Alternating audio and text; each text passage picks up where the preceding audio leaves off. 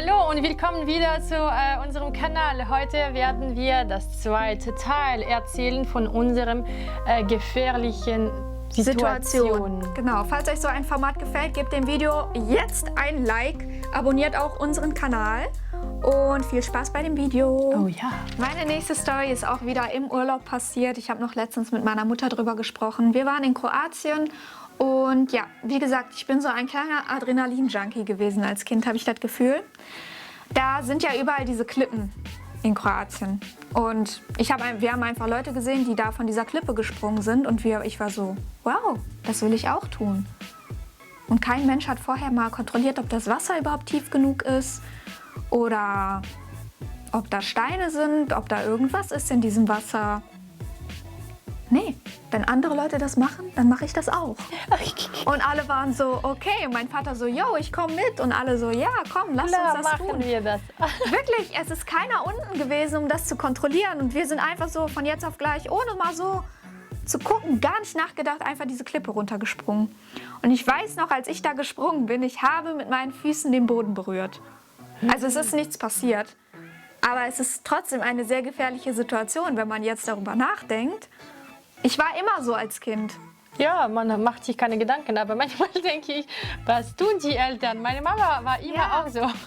Ich höre dir einfach zu. Warte mal, jetzt habe ich... Anna hatte ein sehr gefährliches Leben, deshalb hat sie heute mehr zu erzählen als ich. Oder ich bin einfach so vergesslich, dass ich alle meine Storys schon verdrängt habe. Ich habe eine, wo ich 2 Jahre alt war und ich erinnere mich. Soll Dein ich das Ernst? Ja, du erinnerst dich daran? Wirklich. Leg los. Okay, also ich war 2 Jahre alt. Wir haben damals in Ukraine gelebt. Ich habe ja Ukraine, Russland, Belgien und jetzt Deutschland gelebt, weil meine Eltern sind Militär. Und in Ukraine waren wir auf einem, wie heißt das, ein Tretboot. Wir waren in einem Tretboot. Das erinnere ich mich nicht, aber was passiert ist, das erinnere ich mich. Da war mein Vater drin, meine Mutter, das hat meine Mutter erzählt. Eine Freundin von meiner Mutter, die mich gehalten hat, sie konnte nicht schwimmen, attention. Und noch jemand. Also, jemand, ob das mein Vater war oder irgendjemand anderes, eine Person, die viel wiegt, ist auf diesem Tretboot aufgestoßen. Er war so schwer, dass es umgekippt ist. Also er ist auf das Tretboot draufgegangen und das Tretboot ist umgekippt. Genau. Ich wusste nie, dass sie sich umkippen konnte. Geht das überhaupt? Anscheinend ja. Jetzt weiß man, ja, das geht. Und klar war ich in die Hände von dieser Person, die nicht schwimmen konnte. Sie hat mich losgelassen, weil sie wollte überleben. Und ich erinnere mich, wie ich im Wasser nicht schwimme. Ich gehe einfach unter dem Wasser, keine Ahnung. Wahrscheinlich habe ich zu viel Wasser geschluckt oder weiß ich nicht. Aber ich erinnere mich, dass ich meine Augen geöffnet habe und alles versucht habe, um da rauszukommen. Aber mit 2 Jahre alt kann man sich vorstellen, was kann man tun, ne? Und ich sehe ein Hai. Für mich, 2-Jährige, stellt man sich das vor. Dann hat meine Mama erzählt, dass das nicht das war, sondern einfach die Shorts von meinem Vater. Aber als Kind kann man sich da viel einbilden. Ja, die haben zu viel getrunken und es ist ein Wunder, dass er mich da gefunden hat, weil ich war schon so tief im Wasser, dass keine Ahnung, wie er mich gefunden hat, weil das Wasser war auch nie so kristallklar oder so, ne? Und heftig. Dankeschön. Ne? Danke, dass wir noch leben. Und das war meine Story mit meinem 2 Jahre alt. Heftig, ja. Mir ist auch noch eine Story eingefallen, die ist mehr dumm als gefährlich. Aber ja, ich erzähle es trotzdem. Früher gab es diese City-Roller aus Metall, ich weiß nicht. Auf 2 Rädern, aber aus Metall. Den konnte man auch so zusammenklappen, der hatte so kleine Räder nur. Und das war damals so ein Trend. Alle hatten das, als ich in der Grundschule war. Und einen Tag hatten wir in der Schule einen Ausflug. Und dieser Ausflug war sehr früh vorbei. Und deshalb bin ich danach noch mit meiner Freundin zu ihr nach Hause gefahren, weil die hat auf so einem Bauernhof gelebt und ich war meine ganze Kindheit dort. Ja, und wir hatten diese City-Roller und es war sehr, sehr warm, über 30 Grad an diesem Tag. Und ich, kluges Kind, hatte diese Idee, warum wir nicht barfuß fahren. Frag mich nicht warum, wahrscheinlich weil mir so warm war. Aber diese City-Roller, die waren halt aus Metall und die haben sich sehr aufgeheizt. Und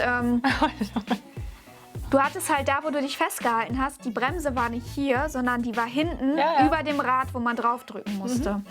Aber diese Bremse hinten wurde heiß.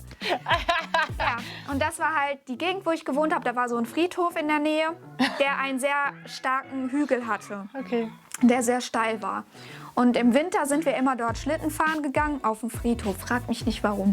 Und im Sommer sind wir da immer entweder mit Inlinern, Fahrrädern oder eben diesen Cityrollern gefahren. Wir auf diesen Friedhof gegangen. An dieser Stelle schöne Grüße an Christina. Ich hoffe, du erinnerst dich auch noch an diese Story. Wir stehen auf diesem Berg. Und dieser Berg, der ging halt nicht so gerade runter, sondern der ging halt steil runter. Und am Ende war so eine Kurve. Ging halt so.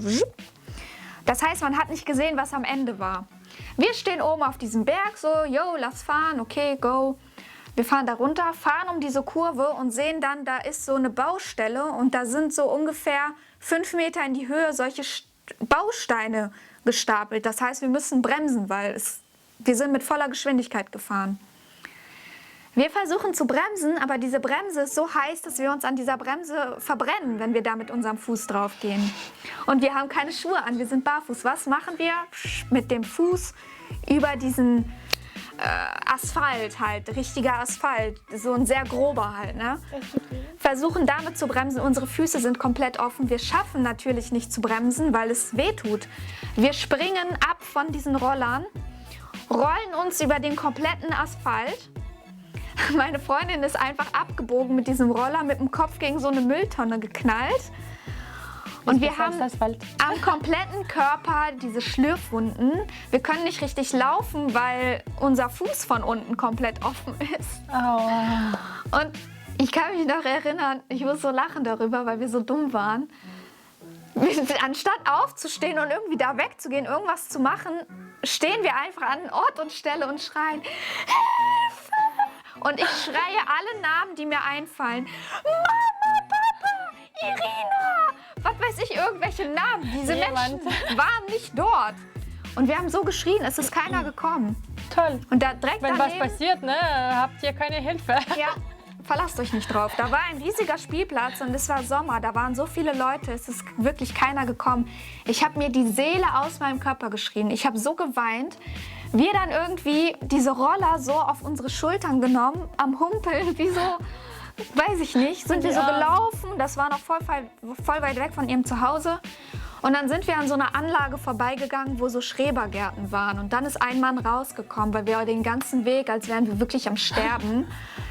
Es hört sich schlimm an, aber es war nicht so schlimm. Es waren wirklich, ein paar, weil es hört sich wirklich so wie Blut überall. Es waren ein paar Schlürfwunden und wir haben geblutet, aber so wie wir da in eine Hysterik gefallen sind, das war nicht so schlimm, wirklich.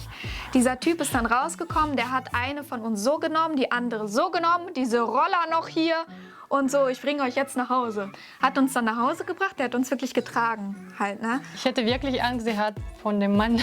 Nee, wir kannten den irgendwie. Also, okay, gut. Also meine Freundin kannte den, weil diese Gartenanlage, die da war, ihre Mutter hat das vermietet. Dieser Typ ist rausgegangen, der wusste auch, wo wir wohnen und so, hat uns dann da hingebracht.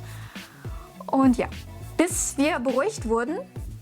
Und wir konnten nicht beruhigt werden. Wir waren in so einer Hysterie, wir sind dann ins Krankenhaus gefahren und haben noch im Auto die ganze Zeit. Und ich kann mich noch erinnern, ich hatte schon Schmerzen, weil ich vor Weinen, mein Hals tat weh vom Schreien. Viel, ja. Und trotzdem habe ich meine Tränen rausgedrückt. Und ja. Aber das tut weh, ne? Dummheit tut weh, liebe Leute. Das ist der Beweis dafür. Und es könnte wirklich gefährlich enden, weil, okay, wir sind da abgesprungen, wir hatten ein paar Schlürfwunden, aber was weiß ich, was noch hätte passieren können. Ja, noch eine Situation, die mir passiert ist. Ich war, denke ich, 13 oder 14 Jahre alt. Ja. Ja. Und wir waren in Spanien mit meiner Mama und meiner Schwester. Weiß ich nicht, wo meine Mama war. Also sie sollte irgendwo in der Nähe sein, aber war sie nicht im Zimmer damals. Wir hatten einen Balkon, der auf die Diskothek von dem Hotel war. Wir waren ganz oben irgendwo. Und da waren Songs, die wir kannten. Und wir haben angefangen, meine Schwester zu tanzen. Wahrscheinlich sah es ein bisschen zu provokativ aus, keine Ahnung. Wir haben auch gesehen, dass zwei Männer uns von unten angeschaut haben, da in die Diskothek, aber die saßen da irgendwo im Bar. Kinder. Ja, ich verstehe. Ich sah damals älter aus, als ob ich 18, 20 Jahre alt wäre. Aber ja, wir haben getanzt. Dann sehen wir, dass sie aufstehen. Und meine Schwester ist, das kann doch nicht sein, dass sie zu uns kommen. Und ich war so, nee, soll nicht sein. Aber zur Sicherheit sind wir einfach wieder reingekommen und haben die Lichter einfach ausgemacht und alles. Und was stellt ihr sich vor? Natürlich sind sie gekommen. Die haben angefangen, am Tür zu klopfen. 10 Minuten lang so haben die geklopft am Tür. Als ob die nicht verstehen, ne? Auch wenn das, keine Ahnung, Erwachsene wären. Ja. Wenn dich nach 2 Minuten jemand nicht öffnet, dann solltest du wahrscheinlich aufhören zu klopfen. Mein Gott, was für einen Stress hatte ich da. Da sind ja Türen, so einfache Türen, die man einfach mit dem Fuß so öffnen könnte. Ja. Und mit bisschen Gewalt Alter, geht alles. Ja, in dem Alter denkt man, mein Gott, wir haben uns selbst in eine gefährliche Situation gebracht, aber nichtsdestotrotz, das war einfach Tanzen auf dem Balkon. Mein Gott, wir waren zu jung. Also meiner Meinung nach seid ihr vollkommen unschuldig, weil selbst wenn du nackt auf dem Balkon tanzt, hat keiner das Recht zu kommen in so einem Moment. Ja. Das heißt ja nicht, dass du das für die machst. Nein, obwohl, wenn du nackt bist und da tanzt. Ja, aber ich meine, egal was man jetzt zum Beispiel trägt, selbst wenn du da eine kurze Hose oder so anhattest und bauchfrei, das heißt ja nicht unbedingt, dass das jetzt für die ist. Nee, auf jeden Fall nicht. Also ich meine, das war zu viel und ich habe mich wirklich schlecht damals gefühlt. Ich habe mich auch schuldig gefühlt. Klar. Also Annas Storys schockieren mich heute. Meins dagegen ist Firlefanz. Schön, dass du solche Storys nicht hast. Wirklich. Darüber kann man wirklich froh sein. Ja. Ja, ich würde sagen, an der Stelle beenden wir das Video. Ja. Falls euch das Ganze gefallen, kann man jetzt nicht sagen, aber falls ihr vielleicht dieses Format interessant fandet, gebt dem Video ein Like, vergesst nicht unseren Kanal zu abonnieren, folgt uns auf all unseren Social-Media-Kanälen. Wir danken euch, dass ihr bis hierhin mit uns geblieben seid. Wenn ihr noch ein paar von diesen Stories hören möchtet, dann schreibt Bescheid in die Kommentare, weil ich Anna hat noch viele davon. Und ja, danke, wir sehen uns im nächsten Video. Ja. Ciao!